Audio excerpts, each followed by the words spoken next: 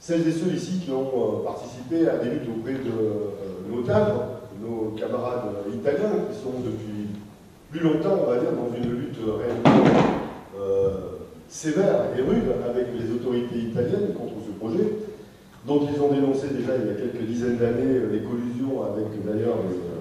puissances mafieuses, hein, puisque des entreprises qui étaient sur la liste noire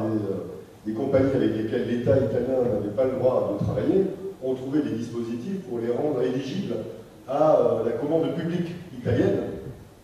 C'est dire en quelque sorte les magouilles qu'il y a aussi de l'autre côté de la montagne. Et de l'autre côté de la montagne, nos amis italiens nous alertent, avec l'expérience qu'ils ont de dizaines d'années de combat, sur le fait que, par exemple, il y a des roches dangereuses qui ont été extraites de l'autre côté, comme de l'amiante, et même il y a une mine de mercure d'uranium à quelques kilomètres du tunnel de la Magdalena. Tunnel de la Magdalena, dont d'ailleurs les Italiens, les politiques et les observateurs,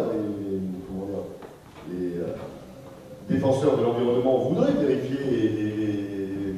visiter ce tunnel-là, mais figurez-vous qu'il était censé faire 7,5 km, il s'est arrêté à 7 km pour une raison qui va certainement également être en coïncidence avec le chantier français, c'est qu'à une telle profondeur, eh bien, la température du chantier dépasse les 50 degrés.